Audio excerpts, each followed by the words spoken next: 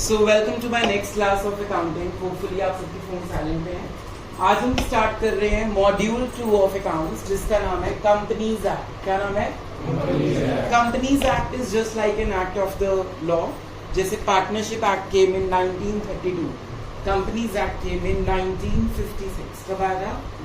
1956।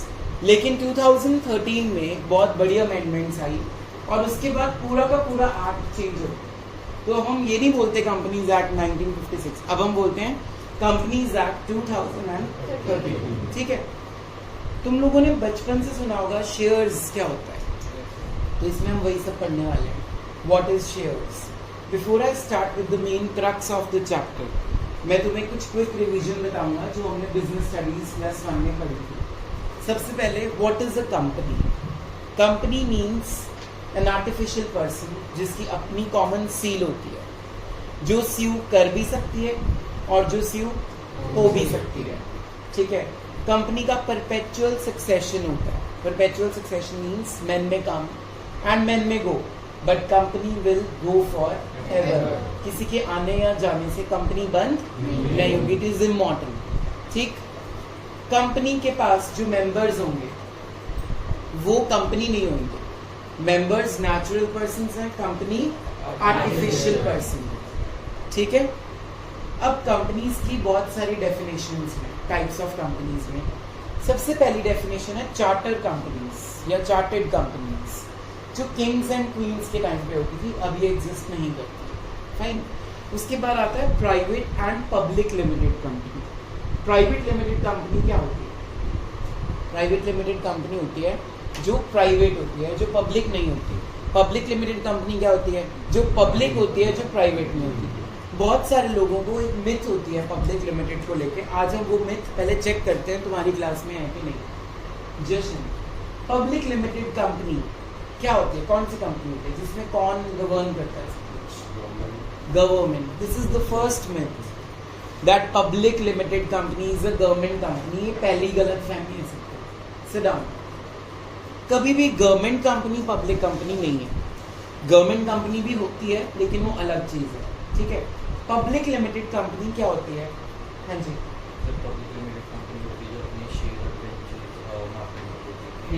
Public limited company वो होती है जिसकी पेड अप शेयर कैपिटल ज्यादा होती है प्राइवेट लिमिटेड से। दूसरा, उसके शेयर्स और डिबेंचर्स मार्केट में लोगों को इशू होते हैं।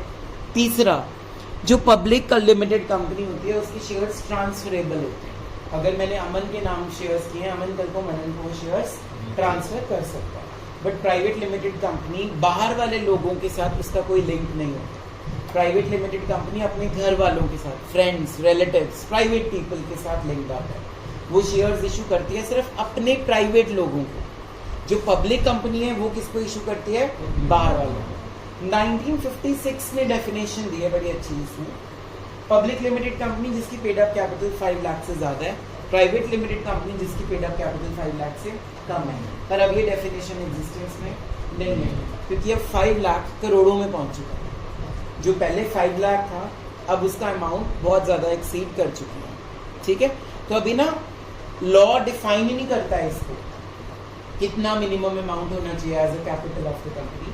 वो कहता है private limited is the company which is not a public company, public limited company which is not a private company. बहुत सिंपल सी डेफिनेशन दे दी उसने, अगर तुम सीए की बुक से पढ़ते हो तो। सेकेंड चीज, प्राइवेट लिमिटेड कंपनी को डॉक्यूमेंट्स बनाने पड़ते हैं 2। एक, पहला डॉक्यूमेंट मेमोरेंडम ऑफ एसोसिएशन, दूसरा आर्टिकल्स ऑफ एसोसिएशन।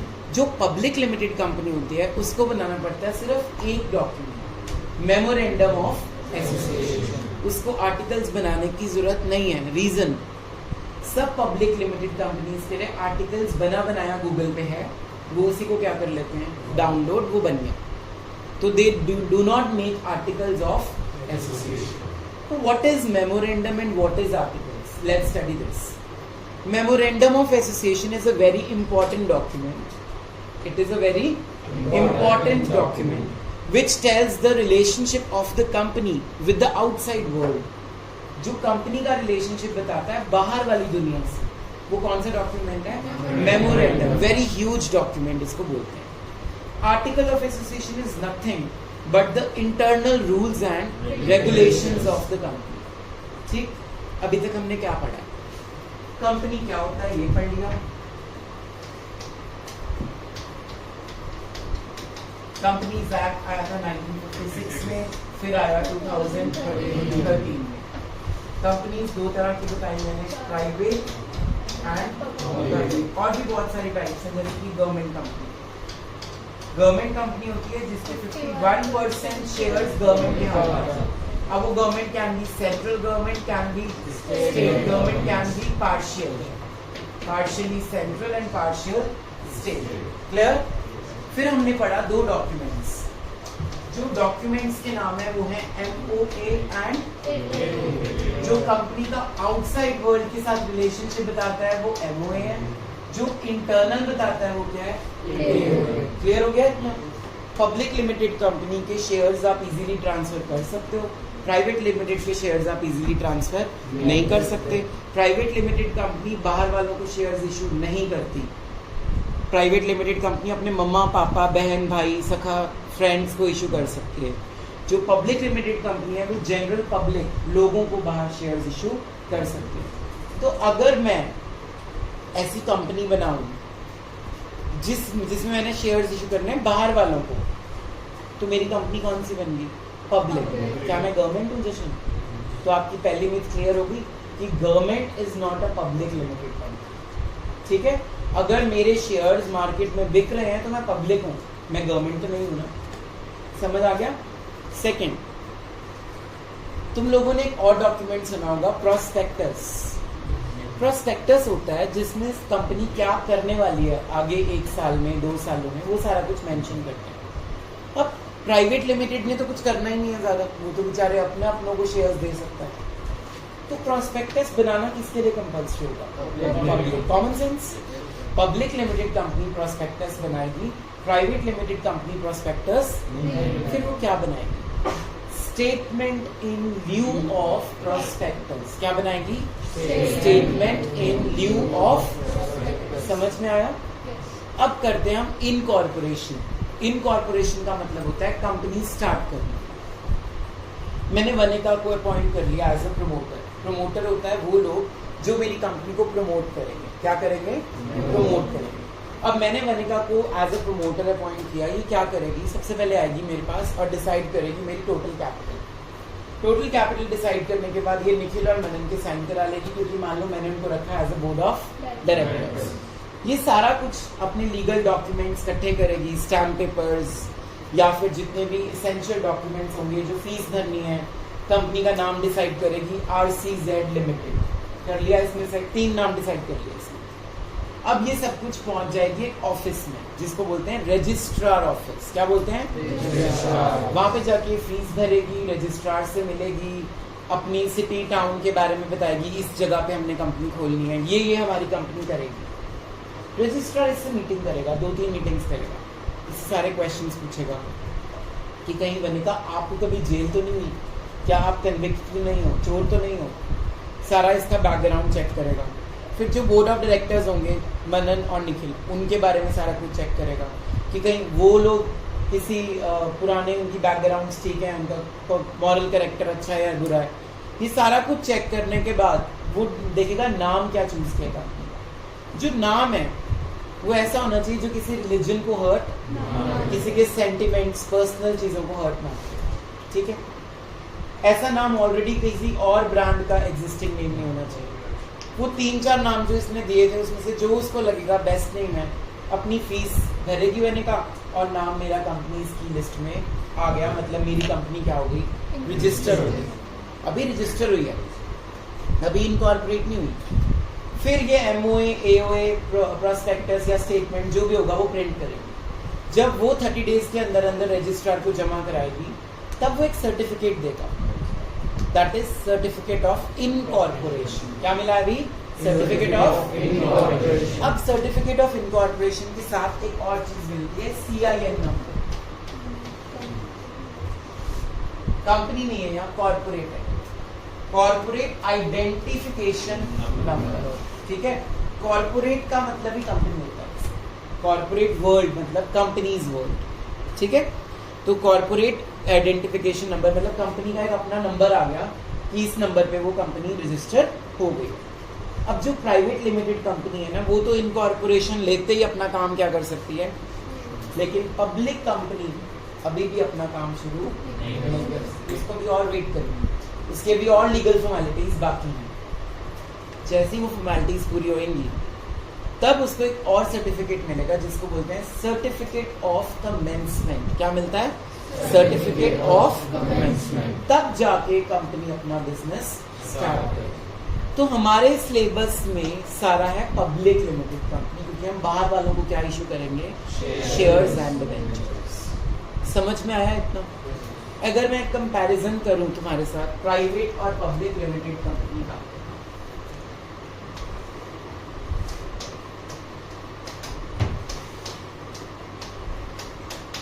दोनों के पीछे एक वर्ड होता है लिमिटेड।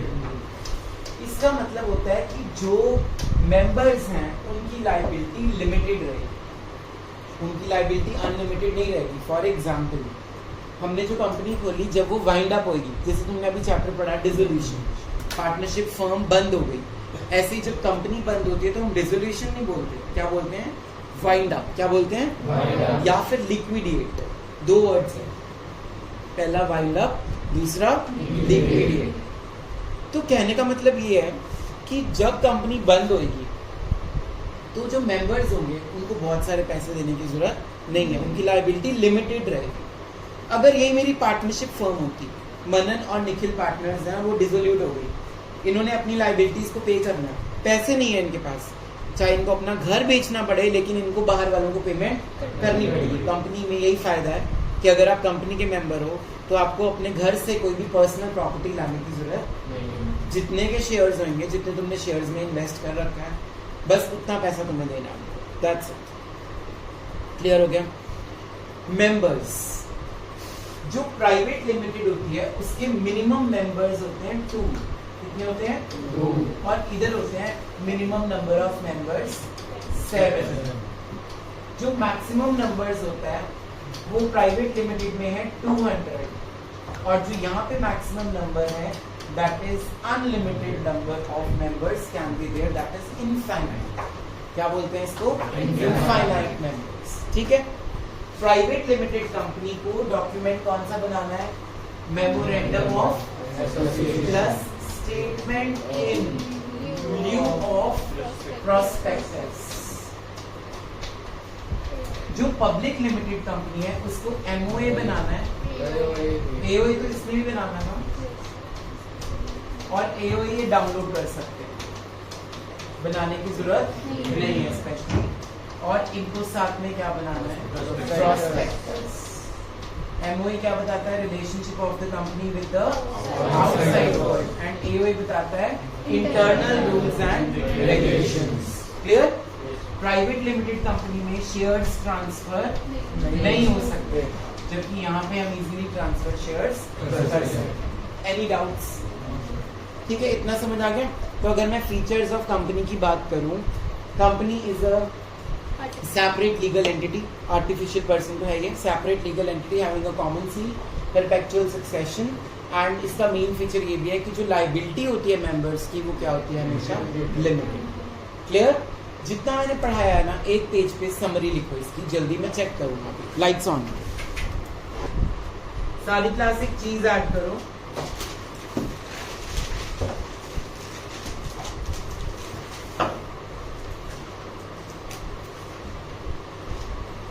डायरेक्टर्स। प्राइवेट में मिनिमम है 2, मैक्सिमम है 15।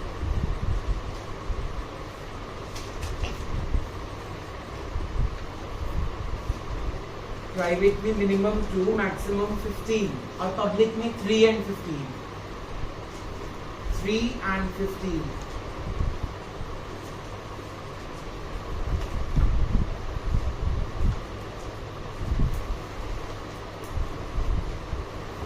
Newly inserted topic है, write down in your notebooks. What is one person company? What is one person company? OPC, इसका सेक्शन भी लर्न करना है आपने। Section 2 subsection 62, section 2 subsection 62, subsection लिखने में बैठ जाना, it means a bracket.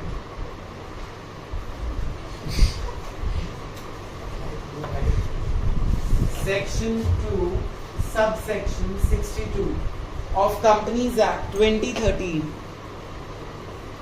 of Companies Act 2013. OPC means a company. OPC मतलब one person company means a company, means a company which has only one member,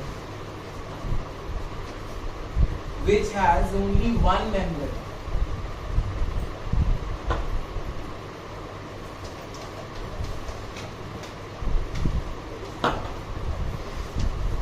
Or one nominee.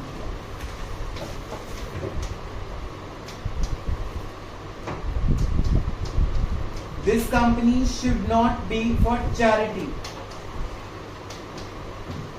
Should not be for charity. This company should not be for charity. It does not carry out non-banking financial investment activities. Does not carry out non-banking financial activities. Non-banking financial activities.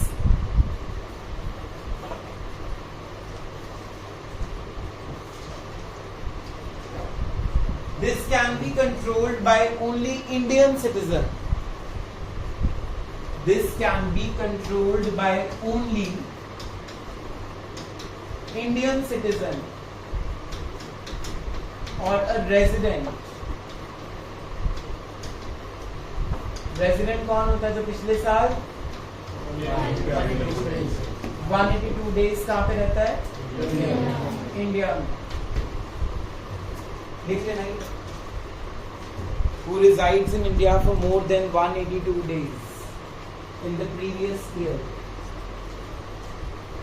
Who resides in India for more than 182 days in the previous year.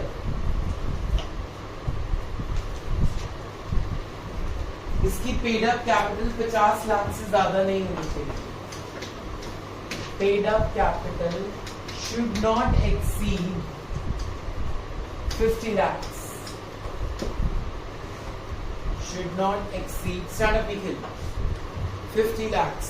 Keep yawning now. Next write down.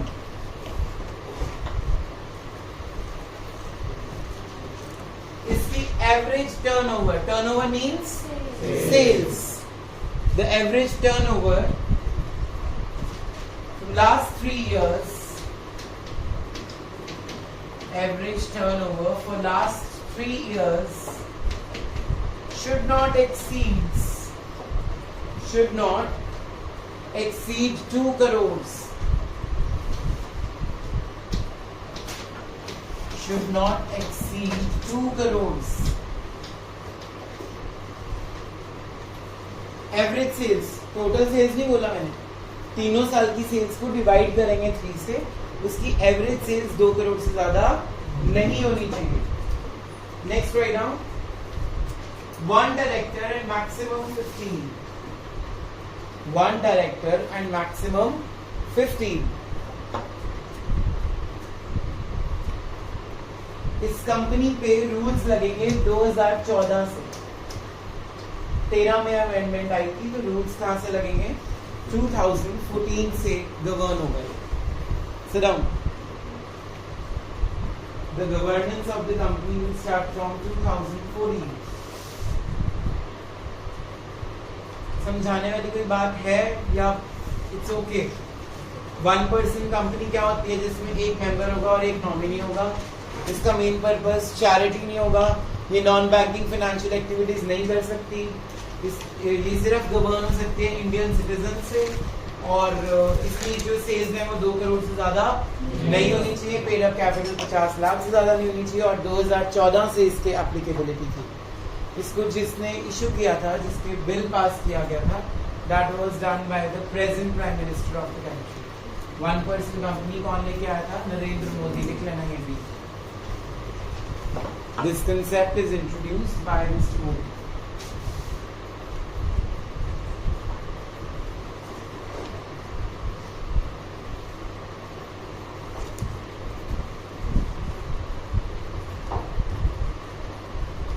ये book किसकी थी?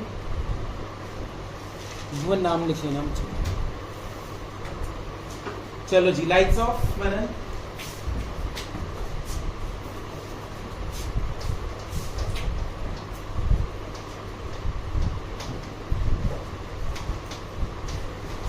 What are shares?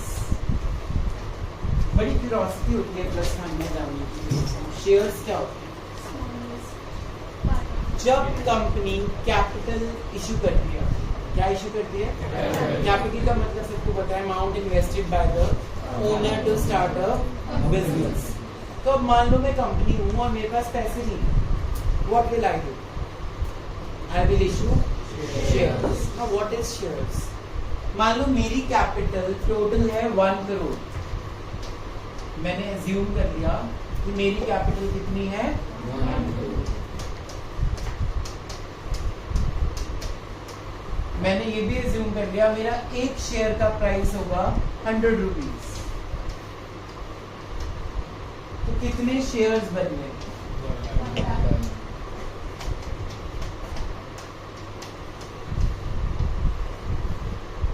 तो what is shares?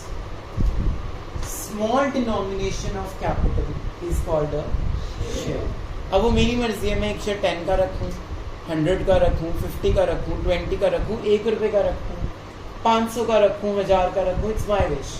मैंने क्या assume किया? मेरा एक share की वैल्यू क्या रहेगी?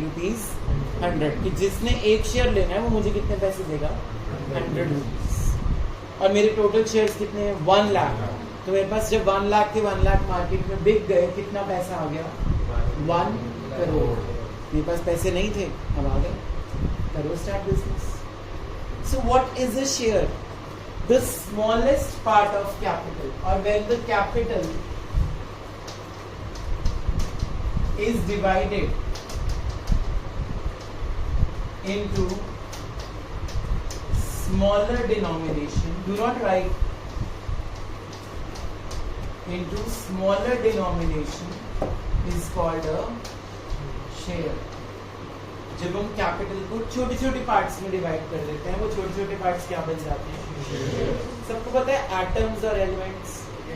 अगर मैं बोलूं कि ये मेरी 1 करोड़ इज माय एलिमेंट, जब मैं इसके छोटे छोटे पार्ट्स कर दूंगा वो क्या बन गए? एटम्स। तो एलिमेंट इज कंबाइंड, और इनको छोटे छोटे पार्ट्स में जो निकाल दिया वो क्या बन गए? Atoms are shares and capital is element. Clear? लिखो पहले, what are shares? The smallest unit of a capital is called a share. The smallest unit of a capital is called a share. Therefore, when capital is divided in smaller parts, therefore when capital is divided in smaller parts or smaller denomination, smaller parts or smaller denomination is called a share, is called a share. सबने लिख लिया? Yes, sir. Board से कुछ उतारने की जरूरत नहीं है। Let's move further. Lights of.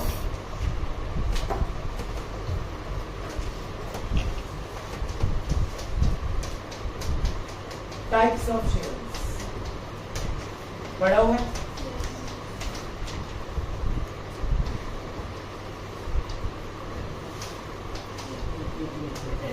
Equity shares and preference shares. Navdisha, preference का नाम प्रेफरेंस क्यों होता है? जो कंपनी जो वाइंड अप हो जाती है तो सबसे पहले इनको देने होते हैं, उनको पहले प्रेफरेंस देने होते हैं, उनको मिलता है। तभी इसका नाम क्या है? प्रेफरेंस का नाम प्रेफरेंस क्यों है? क्या मतलब है इसका? प्रायोरिटी। कौन किसकी प्रायोरिटी है, दैट इज द प्रेफरेंस। समझ आ रहा है? तो सिट डाउन। प्रेफरेंस शेयर्स को सबसे पहले प्रॉफिट मिलता है। क्या मिलता है? हर साल। उसने तो चलो लिक्विडेशन का एग्जांपल दिया कि कंपनी जब बंद होगी वो तो मिलेगा ही मिलेगा पहले प्रेफरेंस। बट हर साल जब कंपनी ने डिविडेंड अनाउंस करना है तो पहले डिविडेंड किसको देंगे? प्रेफरेंस। तभी उसका नाम क्या है? प्रेफरेंस शेयर्स की डेफिनेशन क्या बनी? Preference shares are those shares which are not equity shares. So simple. Preference वो है जो इक्विटी नहीं है, इक्विटी वो है जो प्रेफरेंस। फिर प्रेफरेंस है क्या? जिसको हम पहले प्रेफरेंस देंगे with regard to two things. Number 1 dividends, profit की जगह क्या वर्ड यूज करना है? डिविडेंड्स। एंड जो नवदिशा ने बोला रीपेमेंट। रीपेमेंट कब होगी?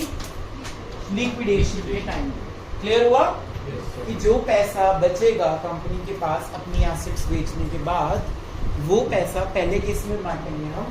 प्रेफरेंस शेयर होल्डर्स में। अब प्रेफरेंस का तो फायदा पता लग गया कि डिविडेंड भी मिलेगा और रीपेमेंट भी मिलेगी। फिर लोग इक्विटी क्यों खरीदते हैं? इक्विटी शेयर्स में फायदा क्या है? They are the main owners, they have voting rights. क्या होते हैं इनके पास? These are the main owners of the company जो decisions लेते हैं। इनको पैसे से मतलब नहीं है, इनको अपना इनके अंदर एक चीज है कि हमने बस बिजनेस चलाना है, कंपनी है हम लोग, ठीक है। इनके अंदर प्रॉफिट कमाना मेन मोटिव नहीं है। They want to work for it, that's it. They have a passion towards the work, that is why they invest their money in the equity shares.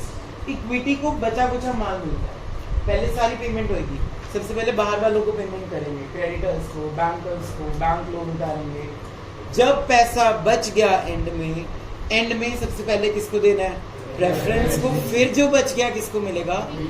तो फिर इक्विटी लेने का फायदा उनको है जिनको अपनी ईगो को सेटिस्फाई करना है विद द वोटिंग राइट्स कि ये कंपनी मैंने चलाई है, आई एम द ओनर। पैसे हो वो मैटर नहीं करता। They want to be the decision makers, they want to have the fame in the economy। समझ में आया?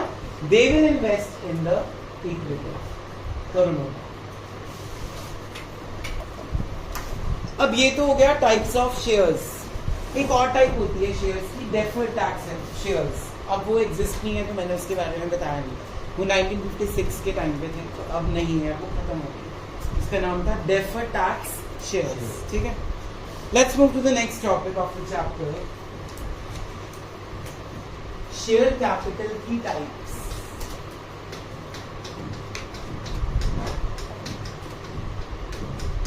ध्यान से समझना, बहुत इंपॉर्टेंट और बहुत इंटरेस्टिंग कंसेप्ट है। सबसे पहले आती है ऑथराइज्ड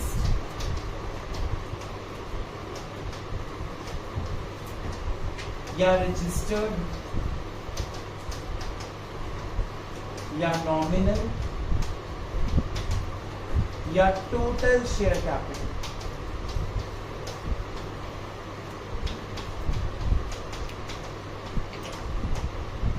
टोटल शेयर कैपिटल या रजिस्टर्ड शेयर कैपिटल या ऑथराइज, इन सबका मतलब एक ही होगा जो मैं बताने जा रहा हूँ।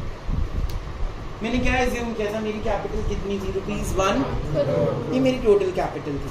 एक बार डिसाइड हो गई, ये बाद में alter, once decided it can not be changed और can not be altered. This capital is registered in a document that is Memorandum of Association। 1956 का क्लॉज था कि this capital cannot be changed।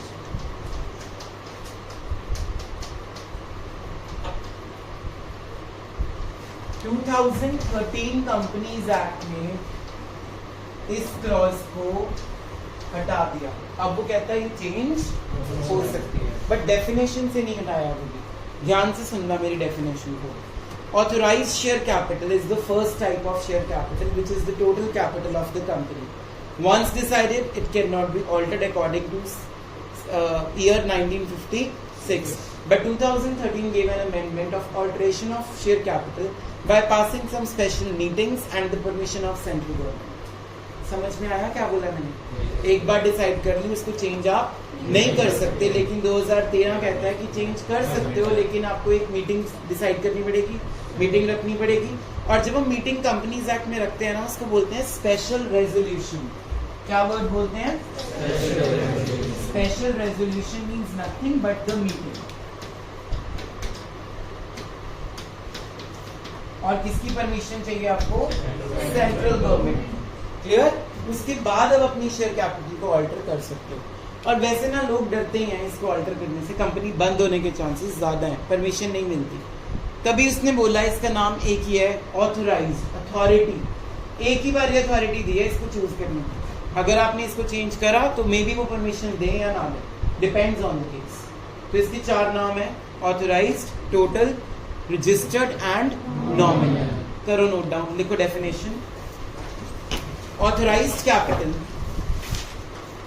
is the capital. Authorized capital is the capital which is registered in memorandum of association, which is registered in memorandum of association. It is the total share capital of the company. It is the total share capital of the company. It is also called registered or nominal capital. It is also called registered or nominal capital.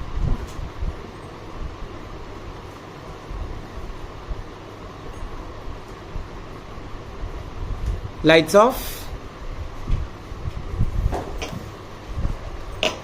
Number 2.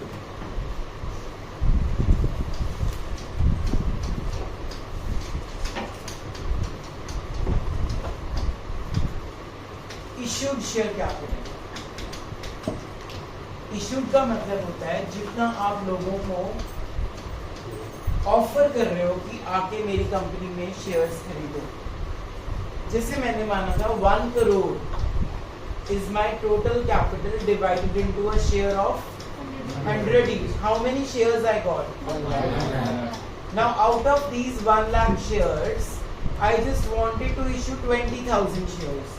तो मतलब मैंने अपनी जो newspaper में advertisement दिया, जो prospectus में लिखा होगा, उसमें ये लिखा होगा public limited company invited applications for 20,000 shares. मतलब मैं ऑफर कितनी कर रहा हूँ? 20,000.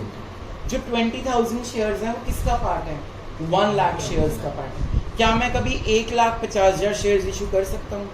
नो, क्योंकि मेरे टोटल शेयर्स ही कितने हैं? 1 लाख. तो इसका क्या मतलब हुआ कि जब हम टोटल कैपिटल में से कुछ शेयर्स लोगों को ऑफर करते हैं कि क्या तुम ये शेयर्स खरीदना चाहते हो, मैं ऑफर कर रहा हूं उनको. मैंने एडवर्टीजमेंट डाली, ठीक है, मैंने सिर्फ एडवर्टीजमेंट डाली, मैंने एक इनविटेशन टू ऑफर दिया है उनको. इनविटेशन टू ऑफर का मतलब है अगर उन्होंने शेयर्स खरीदने हैं वो मुझे पैसे भेजेंगे, वो मुझे ऑफर करेंगे. मैं उनको इन्वाइट कर रहा हूँ कि क्या तुम ऑफर करना चाहते हो मुझे अपना पैसा in terms of my shares. दोबारा सुनो, what is issued capital? Issued capital is the part of authorized capital. It is the part of authorized. कौन सी capital थी मेरी? Total capital. तो yes, 20,000 is the part of 1 lakh shares, which is offered to the public.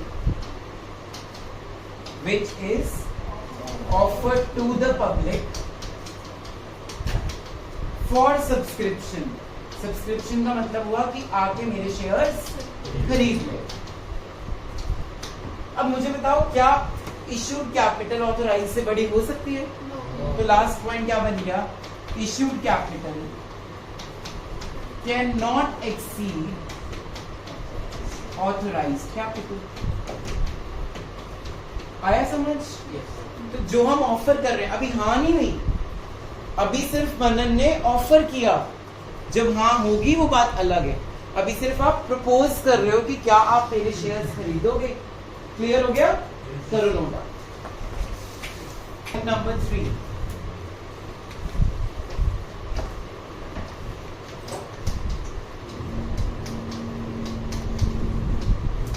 Subscribe share capital.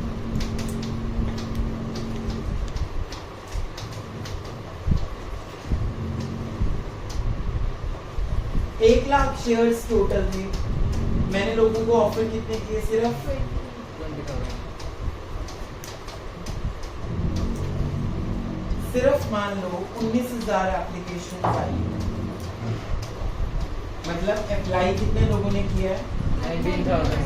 जितने मर्जी लोगों ने किया हो, उनके शेयर्स मिला के कितने बनते हैं? चाहे एक बंदे नहीं कर दिया 19,000 एप्लीकेशन की, मैं लेना चाहता हूँ 19,000 शेयर्स।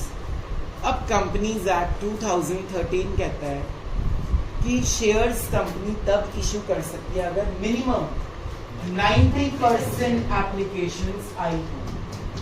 90% एप्लीकेशंस का मतलब है 20,000 शेयर्स का 90%। मतलब मिनिमम एप्लीकेशंस कितनी आनी चाहिए? हमारे पास कितनी आ गई? तो हम शेयर्स इशू। लेकिन अगर ऐसा ना होता, अगर कंपनी के पास एप्लीकेशंस आती सपोज 14,000 से, तो कंपनी अगले 3 सालों के लिए शेयर्स इशू नहीं कर सकती। उसको दोबारा से अपना नाम बनाने के लिए टाइम चाहिए। इसका क्या मतलब हुआ कि जो कंपनी ने शेयर्स इशू करने हैं, 90% एप्लीकेशंस अगर नहीं आती, कंपनी के पास जितने पैसे आए होंगे वो सारे उनको क्या करने पड़ेंगे? रिफंड। जैसे 14,000 लोगों ने तो पैसे भेज दिए होंगे ना 14,000 शेयर्स के लिए, तो हमने उनका पैसा क्या कर देना है? Refund with in 90 days. कितने दिनों के अंदर अंदर? विद इन 90 डेज आपने वो पैसा क्या कर देना है? सारा रिफंड। इतना समझ आया? मैं लिखाऊंगा डेफिनेशन, अभी मैं रब कर रहा हूँ। अब मान लो सब्सक्राइब कैपिटल थी मेरी 19,000। ध्यान से सुनना point.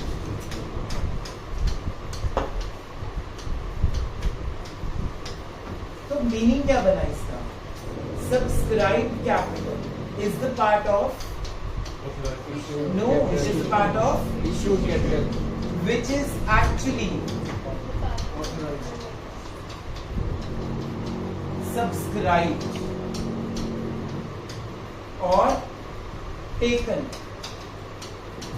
by the public. Minimum subscription is how much? 90%. If not, company has to refund the money within the 90 days and cannot issue shares for the next 3 years. Clear? Karuna.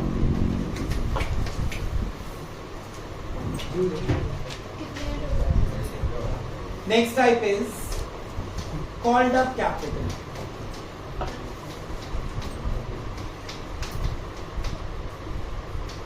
जैसे 19,000 shares थे, मैंने 100 rupees मंगवा लिए सबसे, तो मेरी called up capital क्या आ गई? Speak out. 19 लाख। क्या मीनिंग बना इसका? Called up capital means how much amount the company called up from the public.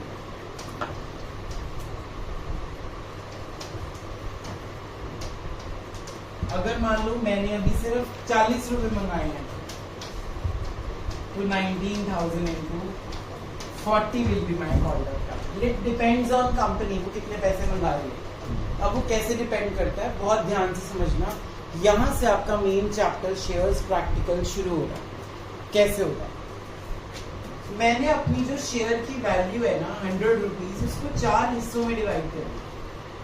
कितने हिस्सों में? जो पहली मनी का नाम रखा है मैंने वो है एप्लीकेशन मनी। क्या नाम है? Application money. दूसरी मनी का नाम मैंने रखा है अलॉटमेंट मनी। जितने शेयर्स हम अलॉट करेंगे उस हिसाब से मनी मंगाएंगे। थर्ड का मैंने नाम रखा फर्स्ट कॉल मनी, और लास्ट रखा सेकेंड कॉल या फाइनल कॉल मनी। अब मान लो मैंने 30 रुपए एप्लीकेशन में मंगा लिए, 10 रुपए अलॉटमेंट में मंगा लिए, कितने हो गए टोटल? 40। तो अभी मैंने सिर्फ यही दोनों मंगाए हैं, तो मेरी कॉल्ड अप कैपिटल क्या बन गई? 19,000 into 40। Clear? So what is called up? जितना पैसा हमने मंगाया है, जितना कॉल किया है, बस इतना याद रखना, जितना कॉल किया है। कॉल मीन्स मंगवाना, कॉल मीन्स फोन कॉल नहीं है यहाँ पे। जितना हमने उनसे कॉल किया है पैसा, उसको क्या बोलते हैं? Called up. और 4 हिस्सों में डिवाइड किया, उसके नाम याद करो। पहली मनी कौन सी होती है? अब इसका नाम एप्लीकेशन क्यों है? Company invited applications for 20,000 shares. मैंने न्यूज़पेपर में ऐड डाली कि मैंने 20,000 शेयर्स इशू करने हैं, उसके अकॉर्डिंगली 30 रुपए भेज दो, एक शेयर की वैल्यू 100 रुपए। अब मनन को लगता है मैंने 1000 शेयर खरीदने हैं। कितने लगता है? तो ये 30 रुपए इंटू 1000 मेरे पास कितने पैसे भेज देगा? 30,000। निखिल को लगता है मैंने 5,000 शेयर लेने हैं, तो 5,000 इंटू 30 कितने पैसे भेज देगा? 1.5 लाख रुपया, 1,50,000। रीत साहिल को लगता है मैंने 2,000 शेयर्स लेने हैं, तो 2,000 इंटू 30 कितने पैसे भेज देगा? 60,000। हर बंदे के अपने विषय में कितने शेयर्स लूं। किसी का ये भी दिल कर सकता है मैंने 1 शेयर लेना है, वो सिर्फ कितने पैसे भेजेगा? 30 रुपीज। समझ आ रहा है? तो why the name is application? Because तुम अप्लाई कर रहे हो मेरी कंपनी में, तुम लोग चाहते हो मेरी कंपनी में इन्वेस्ट करना। मैं नहीं आया तुम्हारे घर की इन्वेस्ट करो, मैंने सिर्फ तुम्हें इन्वाइट किया है। यू वॉन्ट टू कम और नॉट, इट्स योर विश। सलोनी को लगता है कि मैंने भी अप्लाई करना, लेकिन वो कर ही नहीं, उसकी अपनी इच्छा। We can not force someone कि तू शेयर्स खरीदेगा। तो एप्लीकेशन नाम क्यों है? क्योंकि तुम लोग मेरी कंपनी में खुद अप्लाई कर रहे हो। स्कूल ने तो प्रोस्पेक्टस बना दिया, खरीदने कौन जाता है? एडमिशन किसने लेनी है? स्टूडेंट्स ने। तो स्टूडेंट अप्लाई करते हैं, फिर सीट मिलती है। अगर सीट मिल गई, मतलब अगर शेयर्स मिल गए, तो उसको हम वर्ड बोलते हैं आपको शेयर्स अलॉट हो गए। क्या हो गए? अब मान लो मुझे मनन से कोई खुंदक है पर्सनल, मैंने उसको शेयर्स नहीं देने, तो मैं उसको शेयर्स अलॉट नहीं करूंगा, उसको एक एप्लीकेशन लिख दूंगा, sorry your applications are rejected, ये आपका पैसा आप रिफंड ले लो मुझसे। सपोज मुझे रीत साहिल के शेयर्स पसंद आ गए, मैंने उसको शेयर्स दे दिए, तो उसको हम एप्लीकेशन लिख देंगे, you have been allotted 2,000 shares. Nikhil ने 5,000 के लिए अप्लाई किया था, मुझे लगता है नहीं मैं 5,000 नहीं देना चाहता इसको, मैं 3,000 दे देता हूँ। तो मैंने क्या एप्लीकेशन लिख दी, मैं तेरे 5,000 में से सिर्फ कितने शेयर दे रहा हूँ?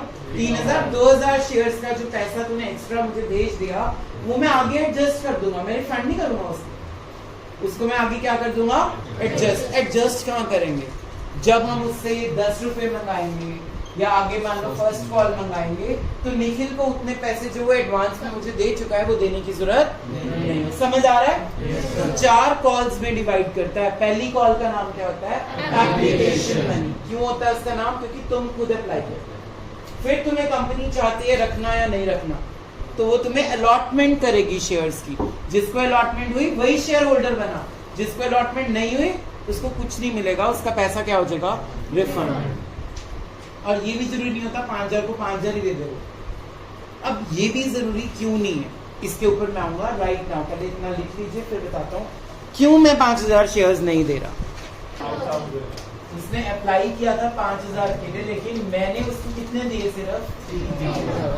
अब कंपनीज ऐसा क्यों करती हैं? क्या ये उनका पब्लिसिटी स्टंट है कि अपनी रेपुटेशन बनाने आपने स्टार्ट कर दी? क्या ये उनका रेपुटेशन है या उनका पब्लिसिटी स्टंट है? नो, उनको एक डर है। अब वो डर क्या है?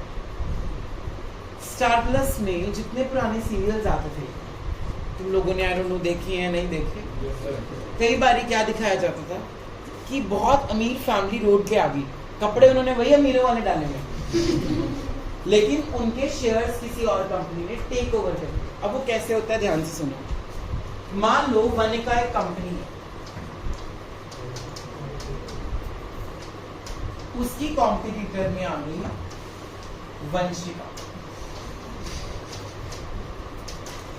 अब वंशिका वेट कर रही है कि मैं वनिका को कब होल्ड करूं, कब उसको ओवरटेक करूं। वनिका बेचारी शरीफ, इसने शेयर्स इशू कर दिए 1 लाख, सारे के सारे। 20,000 नहीं किए, कितने कर दिए? 1 जो लाख। टोटल शेयर्स थे सारी एडवर्टाइजमेंट में डाल दिए, 1 लाख शेयर्स दिए। वंशिका ने क्या किया, अंशिका को तैयार किया, किरण को तैयार किया, हर्षरण को तैयार किया, और इसके फेवरेट जो हर्षरण में भी नाम आ गया, अर्श को तैयार किया कि तुम ना वनिका के शेयर्स अप्लाई करो। चलो जी, उसके कहने पे इन्होंने शेयर्स अप्लाई कर दिए। वनिका ने चेक नहीं किया ध्यान से कि कहाँ रहते हैं, साथ साथ रहते हैं, इनकी बैकग्राउंड क्या है, लिंक्स क्या है। इसने इन चारों को मिला के 52,000 शेयर्स तो इन चारों को दे दिए। 52,000 शेयर्स इन चारों लोगों को दे दिए। अब जो बाकी की रह गए 48,000 शेयर्स, वो हरकीरत, प्रगति, सलोनी, ज्योतनूर, बलजोत, इनको दे दिए। समझ आ रहा है कंसेप्ट? Yes sir. अब ये चारों बहुत चालाक लड़कियां हैं, ये चारों सरे लड़का भी है ये चारों पहुंच गए किसके पास? वंशिका। और डबल प्राइस पे उसको बेच दिए शेयर्स। वंशिका बहुत पैसे वाली है, उसने सारे शेयर्स खरीद लिए। अब वो वनिका को कॉल करती है कि तेरे ऑफिस में कल से मैं बैठूंगी। क्यों?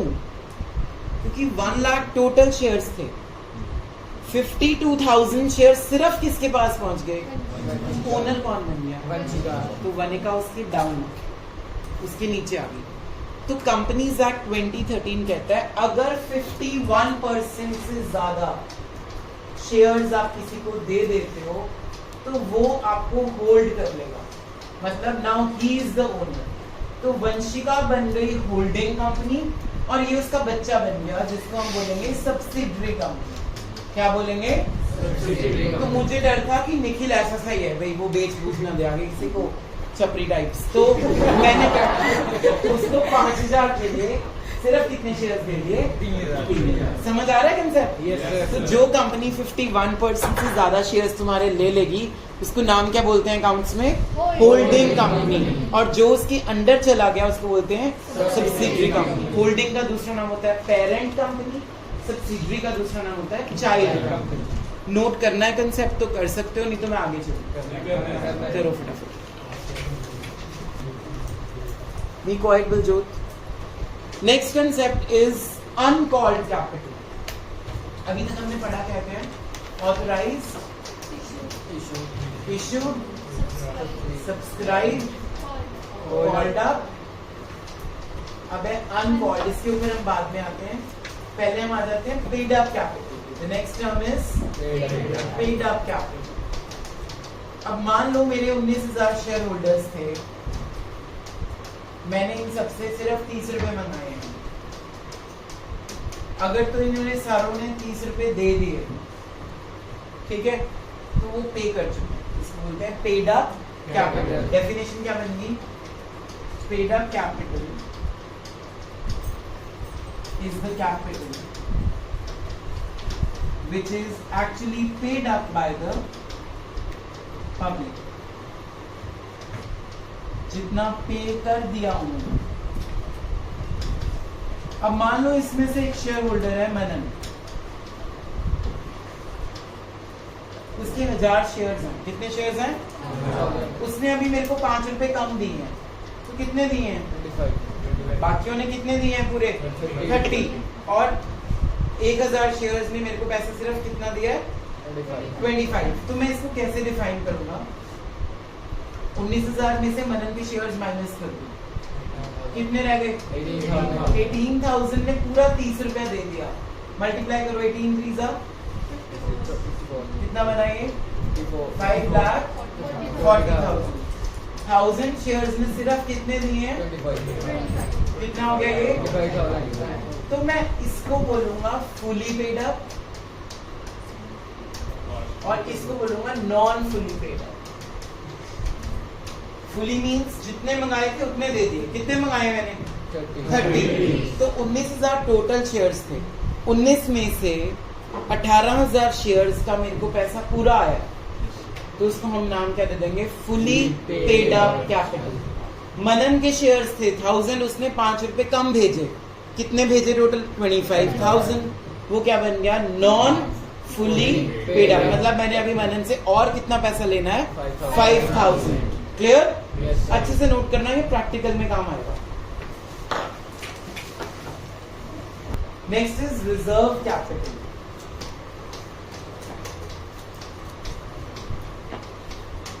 Reserve capital is uncalled capital. 100 का एक शेयर था, मैंने 40 रुपीज मंगा लिए, तो कितने रह गए थे? बस this is what? Uncalled or reserve capital. So what is reserve capital? Reserve capital is that part of capital which can be called up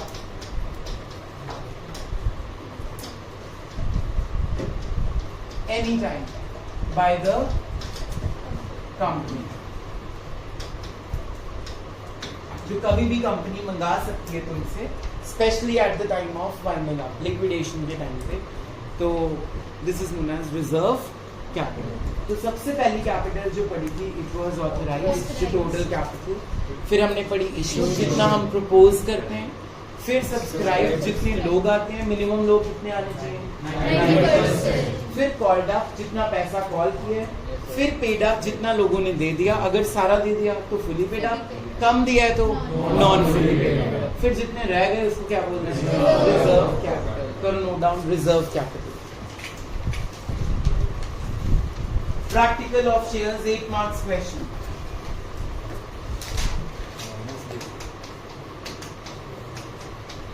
Lights on कर दो। Journals का फॉर्मेट ड्रॉ करो जल्दी। Date, particulars, ledger folio, amount, date. Hurry up.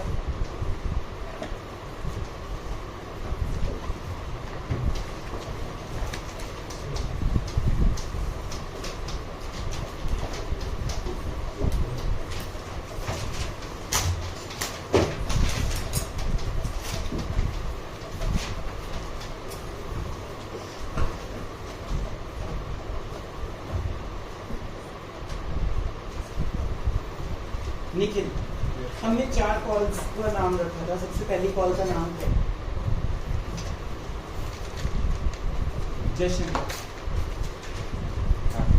Application money. Sit down. Company जब invite करेगी तो वो सिर्फ लिख देगी कि शेयर्स आर इनवाइटेड या एप्लीकेशंस आर इनवाइटेड। तुम लोग खुद से कंपनी को पैसा भेजोगे, अपनी आप चॉइस करके कितने शेयर्स आपने लेने। अब मैं लोग नहीं थे, मैं कंपनी हूँ। जब मैंने अपनी जर्नल्स बनाई तो मुझे पैसा मिला है। क्या एंट्री पास हुई थी? बैंक अकाउंट डेबिट, क्योंकि पैसा आ गया। Debit what comes in. 2 किसका पैसा है? Share application. किसका है? तो पहली एंट्री क्या बनेगी? Bank account debited.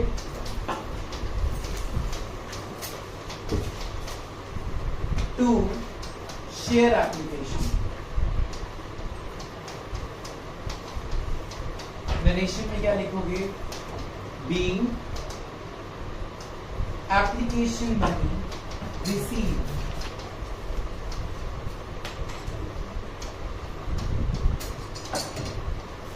Being application money receive. फटाफट लिखो।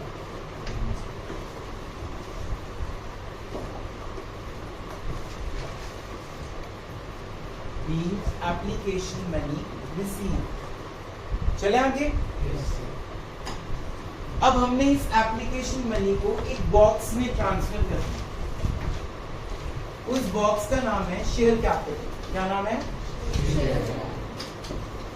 तो जो पहली एंट्री की है तुमने, that was bank to share application. Share application क्या हो रहा है यहाँ पे? क्या हो जाएगा? तो second entry will be share application to share capital. इसकी नरेशन हो जाएगी being application money transfer to share capital. हमने मनी को ट्रांसफर कर दिया किसमें? Share capital. Clear? The nature is real. ये सिर्फ ट्रांसफर है।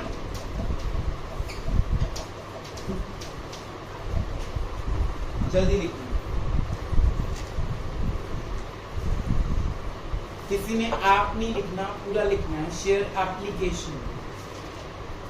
अगर आप लिखोगे आई विल डाउनलोड इट।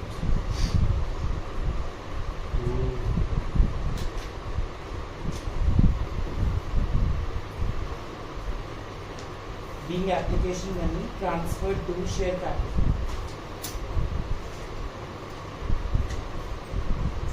चलो जी, फर्स्ट कॉल खत्म हो गई। फर्स्ट कॉल का नाम था मतलब कंपनी के पास पैसा आ गया। अब कंपनी चेक करेगी किसको शेयर्स देने हैं, किसको शेयर्स नहीं देने। कुछ शेयर्स को वापस भी कर सकती है पैसा, कुछ शेयर होल्डर्स को वैसे ही उनको शक्ल से पसंद नहीं है निकाल सकती है, कुछ शेयर होल्डर्स को अगर उसको शक होता है मिली हुई भगत है उनको हटा सकती है। मान लो मेरी कंपनी ने किसी को नहीं हटाया, सबको उतने ही शेयर्स मैंने अलॉट कर दिए जितने उन्होंने अप्लाई किए थे। मुझे वो सेकंड कॉल का हमने नाम रखा था, इट वाज। अब बारी आ गई कि मैंने उनसे अगला पैसा मंगाना है। उनको अब लेटर जाएगी या उनको हम फोन कर देंगे कि अगला जो सेकंड मनी है आपकी ड्यू, तो मनी ड्यू करनी है। अभी पैसे मिले नहीं है, सिर्फ फोन करना है उनको। किस चीज का फोन करना है? मंगा क्या रहे हैं? Share allotment. क्या मंगा रहे हैं? जैसे पहला शेयर एप्लीकेशन था, सेकंड क्या है? Share allotment. तो थर्ड एंट्री हम जो करेंगे इट विल बी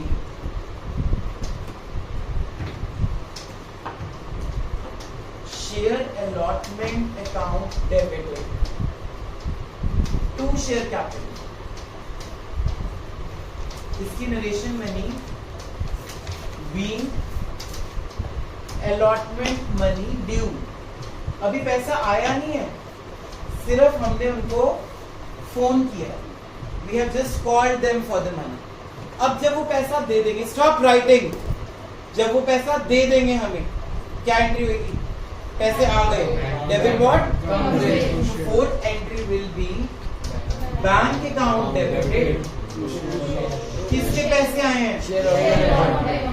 तो to share allotment, narration being allotment money received. तुम लोग लॉजिक समझो, पहले ध्यान से लॉजिक समझना फिर लिखना। पहले वाली जो दो एंट्रीज की थी उसमें बैंक वाली पहले, क्योंकि लोग खुद से अप्लाई कर रहे हैं। यहाँ बैंक वाली नीचे है क्योंकि हम पहले पैसे मांग रहे हैं फोन करके। That is why bank opposite हो गया। चेक करो, पहले बैंक था फिर ट्रांसफर था, अब पहले ड्यू है फिर बैंक है। क्लियर हुआ? Yes sir. करो नोट डाउन जल्दी से। हाँ जी, तो एप्लीकेशन भी खत्म, अलॉटमेंट भी खत्म। अब थर्ड कॉल मंगाएंगे जिसका नाम था फर्स्ट कॉल। पहले मंगानी है फोन करके। Share first call account debited to share capital account. Same चीज हो गई, बस अलॉटमेंट की जगह क्या लिख दिया?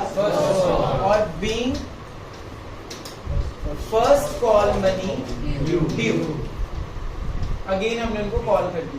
अब उन्होंने पैसे दे दिए, क्या एंट्री बन गई? Bank account debited to share being first call money received. Clear? Yes sir. उसके बाद फाइनल कॉल मंगाओ।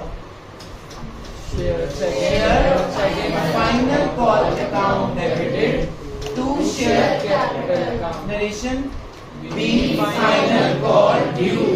पैसे ले लो, bank account debited to share final call being final call money received. करो नोट डाउन। 8 एंट्रीज हो गई टोटल।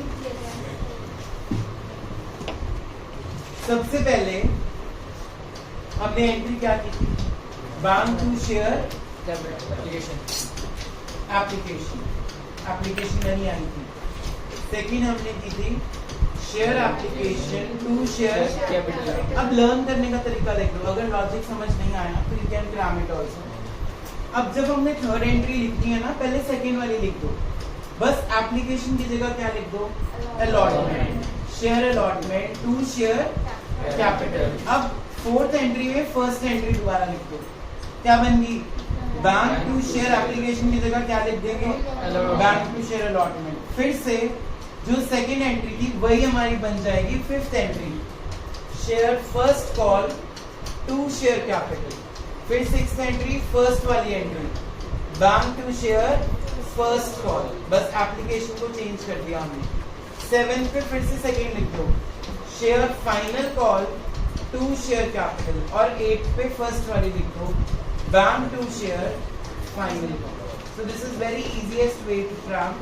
सिर्फ पहली दो एंट्रीज ऑपोजिट हैं, बाकी एंट्रीज में सीक्वेंस वही रहेगा, पहले ड्यू फिर रिसीव फ्रॉम एंट्री नंबर 3।